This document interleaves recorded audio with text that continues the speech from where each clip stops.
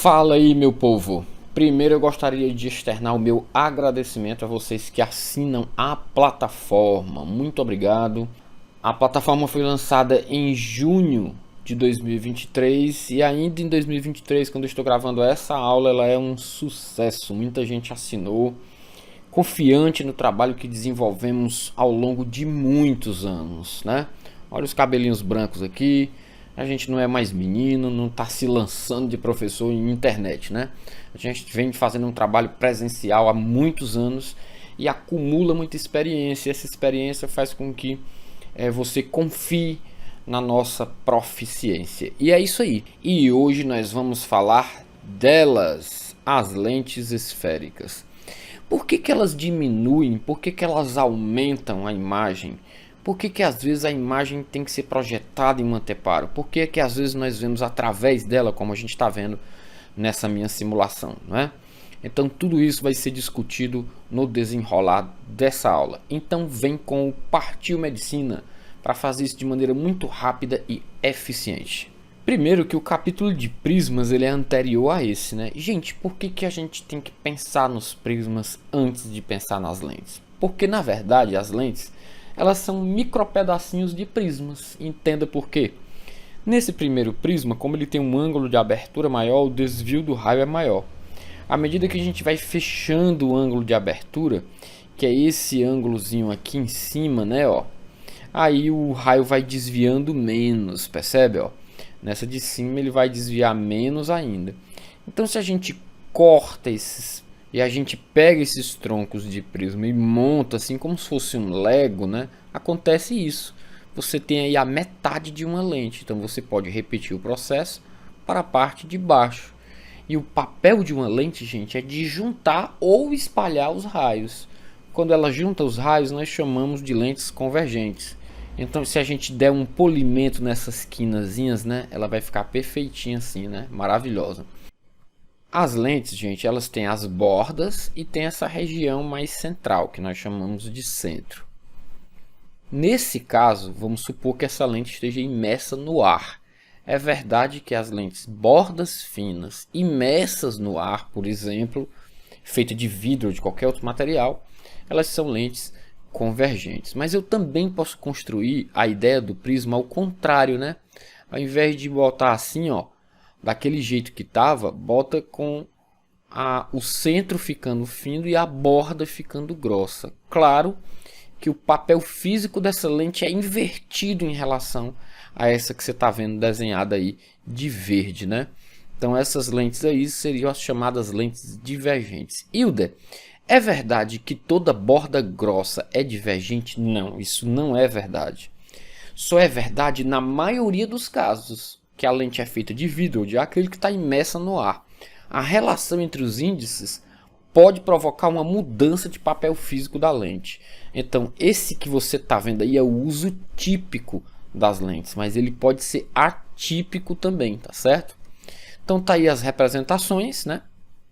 Bordas finas convergentes e bordas grossas divergentes, mas isso eu tenho uma representação técnica, ó. A representação técnica é que as convergentes têm as pontinhas para fora e as divergentes têm as pontinhas da seta para dentro, tá certo?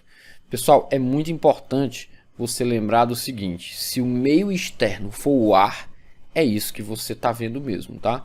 As bordas finas são convergentes e as bordas grossas serão divergentes. Mas a gente pode inverter essa ideia.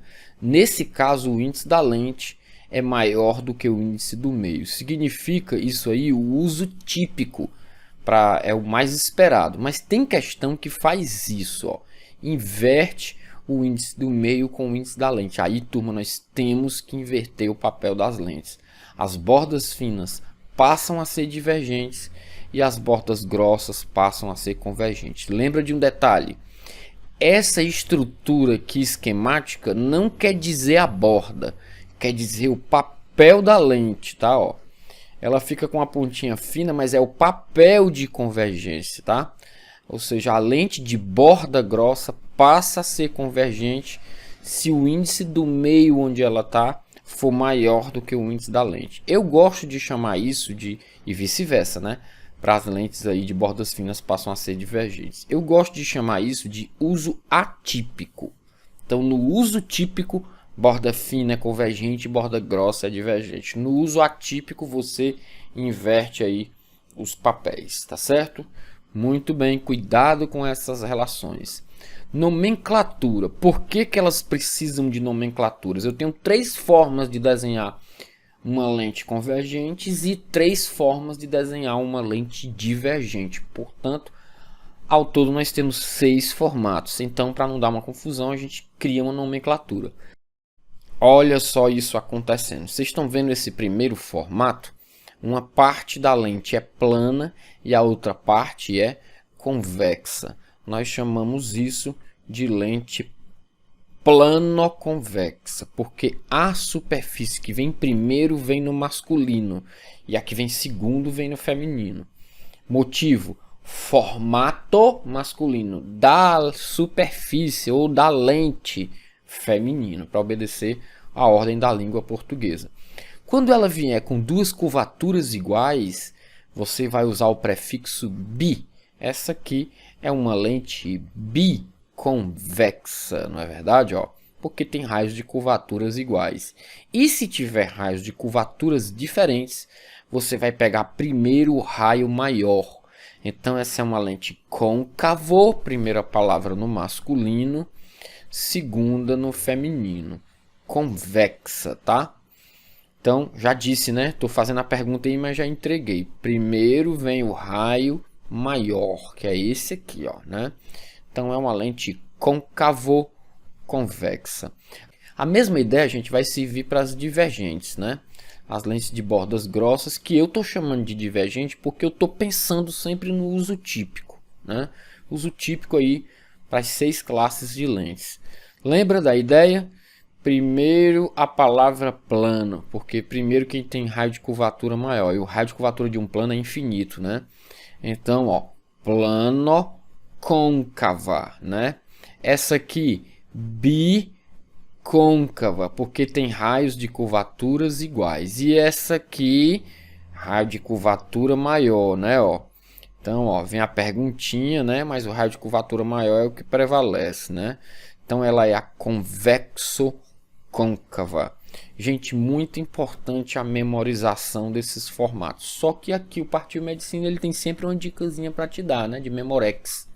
Todas de borda fina, independentemente do papel físico dela, terminam com a palavra convexa. Olha só, biconvexa, plano convexa, côncavo convexa. E todas de borda grossa terminam com a palavra côncava. Bicôncava, plano côncava e convexo côncava. Olha o que o velhinho está dizendo. Memorize isso. Dica do Albertinho aí, tá bom? Porque nós vamos precisar identificar papéis físicos baseado no formato das lentes. Agora vamos aos chamados raios notáveis, que não tem nada de notáveis, eles só estão obedecendo à lei de Snell. Tá lembrado dos espelhos esféricos? Eles obedecem às leis da reflexão regular.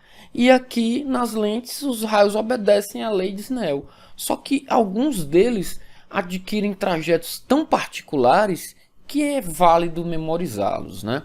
Olha só, primeiro, todo raio que incide no centro óptico refrata-se sem sofrer desvio. É o melhor de traçar, porque ele é o mesmo para lente convergente e para lente divergente, né?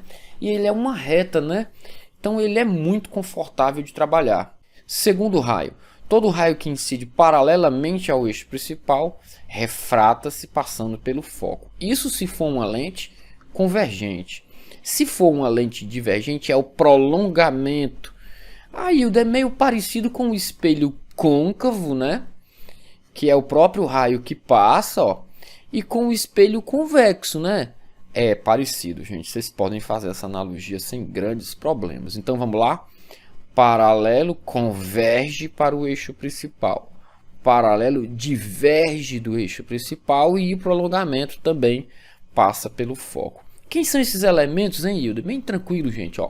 Ponto antiprincipal, foco principal. O pessoal costuma chamar de ponto antiprincipal objeto, foco objeto, centro óptico, foco principal imagem e ponto antiprincipal imagem.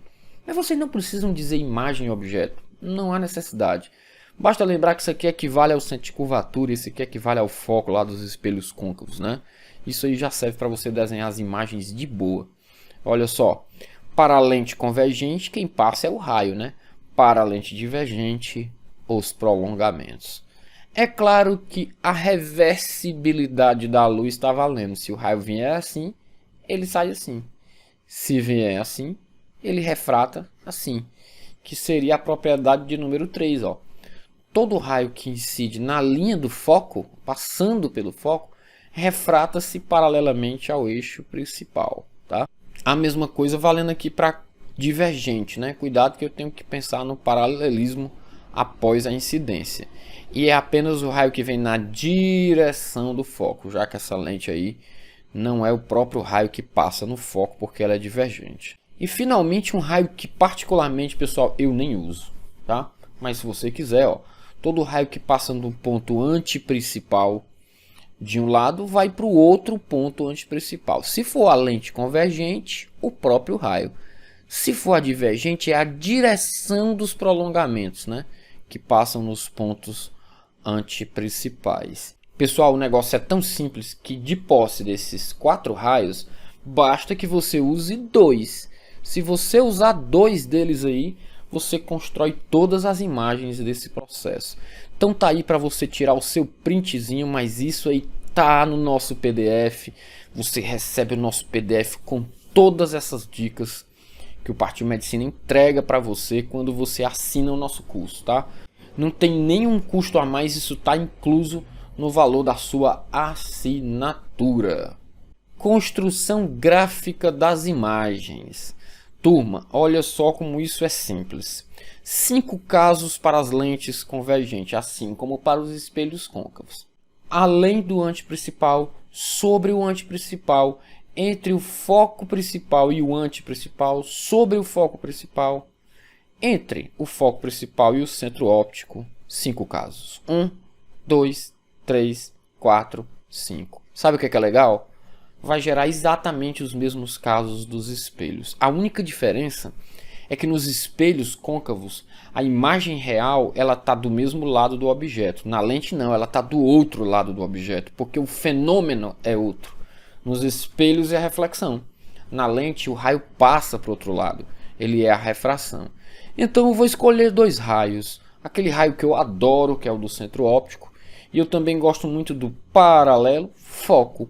Onde tiver o cruzamento dos raios, seja dos raios ou dos prolongamentos, é o ponto de partida, que foi a cabeça da vela, né? Então a cabeça da imagem da vela vai estar aqui, ó. Então observe que essa vela é formada pelo próprio raio luminoso, não pelo um prolongamento, né? Característica das imagens reais. Então, quanto à posição, essa imagem é invertida, a natureza é real e o tamanho é menor. Quem usa isso na prática? A câmera fotográfica, gente. Você tem que fotografar uma pessoa, que é uma coisa enorme, e ela tem que caber lá no fundo aqui da câmera, ó, nesse pontinho.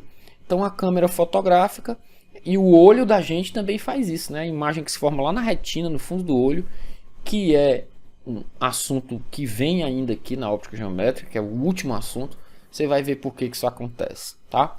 Então, tá aí o primeiro caso, memorize. Vamos avançando. Segundo caso, observe que eu tirei o objeto dessa posição e coloquei sobre o ponto antiprincipal.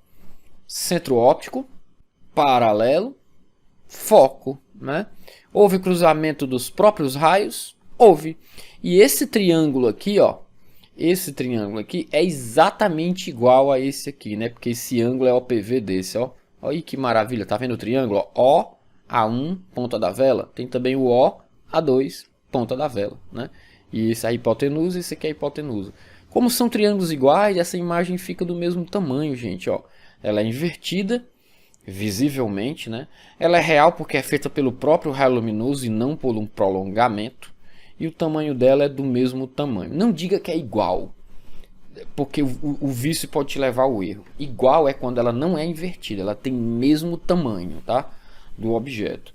Observem que as imagens reais estão de lados opostos do objeto, no caso das lentes. Você vê isso dentro da lente? Não.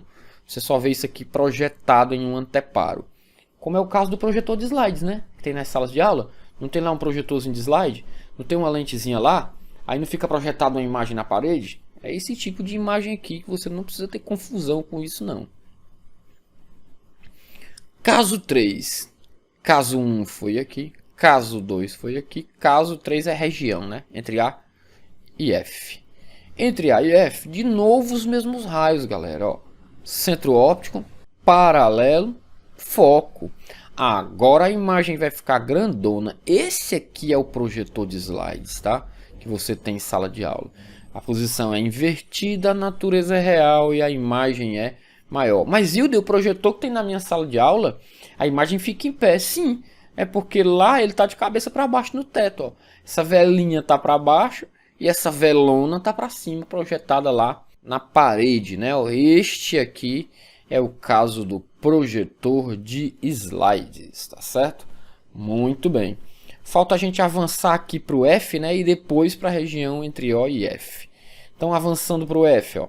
Centro óptico, paralelo, foco. Opa! Houve um paralelismo entre os raios. Nem vão se encontrar eles, nem vão se encontrar seus prolongamentos. Logo, nem é possível formar uma imagem real e também não é possível formar uma imagem virtual. Nós não aplicamos conceito de posição nem de tamanho, só da natureza, que é uma imagem imprópria.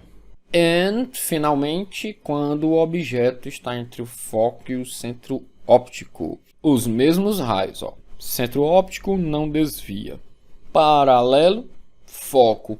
Alongou aqui, ó.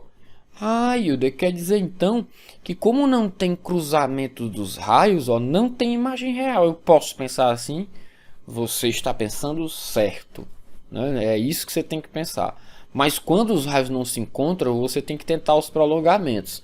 Se pelo menos um prolongamento estiver em jogo, essa imagem é virtual. Então você vê isso dentro da lente ou através da lente. Lembra da minha simulação que tem no começo da aula? Né? Você vê através da lente. Então naquela simulação a imagem é virtual, né? Então essa imagem aqui é uma imagem virtual, direita e maior. É a lupa, famosa lupa. Quer que eu simule de novo? Quem usa esse tipo de lente perto do olho? O hipermétrope, porque o olho dele fica grande, né? Quando ele bota o óculos, ó. Ó aqui, tá aqui a vela. Eu vou trazer minha lente para cá. Olha o que que acontece, tá vendo? Vocês estão vendo o poder que um PowerPoint e um Photoshop tem até de fazer simulações, né? A questão é, você domina isso, né? Mas quem precisa dominar sou eu, não são vocês, né? Vocês precisam dominar o conteúdo. Olha só, tá aqui de novo, né? Ó, objeto do tamanho verdadeiro dele. E eu tô vendo, nós estamos vendo uma ampliação do objeto através da lente. Que é o que esse observador tá vendo. Ele não vê mais o objeto, tá vendo? Eu até deixei um pedaço do objeto aqui, ó. Isso aqui é a imagem do objeto. Perfeito, né, gente? Então os hipermétropes, eles usam a lente convergente e o olho deles fica aqui, ó.